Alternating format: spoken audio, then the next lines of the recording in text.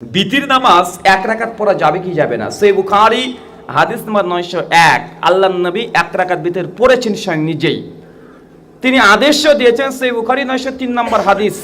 আল্লাহর রাসূল সাল্লাল্লাহু আলাইহি ওয়াসাল্লাম শুধু এক রাকাত বিতির পড়েছেন, এই ধরনের স্পষ্ট দেবতহীন কোন হাদিস বুখারী কেন, হাদিসের সকল গ্রন্থ যদি সামনে রাখা হয় আর কিয়ামত পর্যন্ত এই সকল লা মাযহাবী এবং তাদের অনুসারীরা যদি খোঁজ করতে থাকে, একটি হাদিসও তারা সুস্পষ্টভাবে এই মর্মে দেখাতে পারবে না।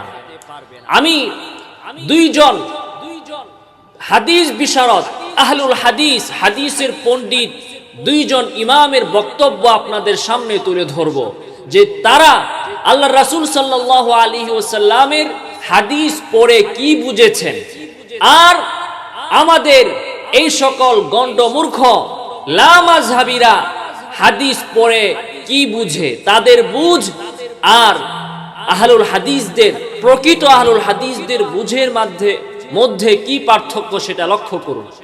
ইবনু সালাহ, তিনি হাদিস শাস্ত্রের একজন ইমাম, তার বক্তব্য এসেছে ইবনু হাজার রাহিমাহুল্লাহ তালখিসুল হাবির গ্রন্থে, তার বক্তব্য নিয়ে এসেছেন।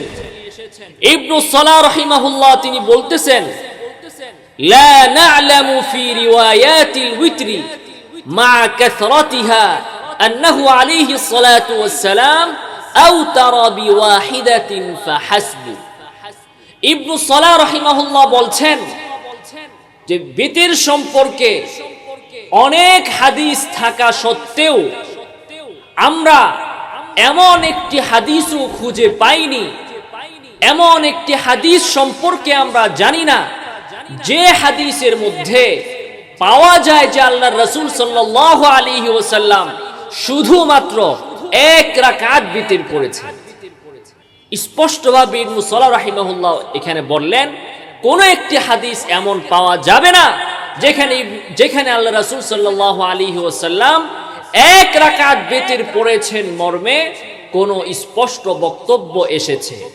তাহলে আমাদের এই সকল তথাকথিত নামদারি আহলে হাদিসরা জনসম্মুখে বলে বেড়াচ্ছে এক রাকাত বিতির পড়া নাকি আল্লাহ রাসূল সাল্লাল্লাহু আলাইহি ওয়াসাল্লামের সুন্নাহ।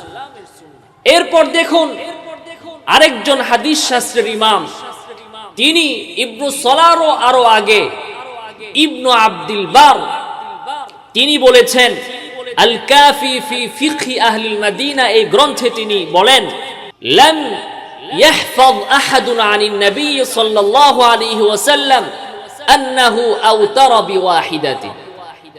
আল্লাহর রাসূল সাল্লাল্লাহু আলাইহি ওয়াসাল্লাম থেকে কেউ এমনটি বর্ণনা করেননি যে তিনি এক রাকাত বিতির পড়েছেন।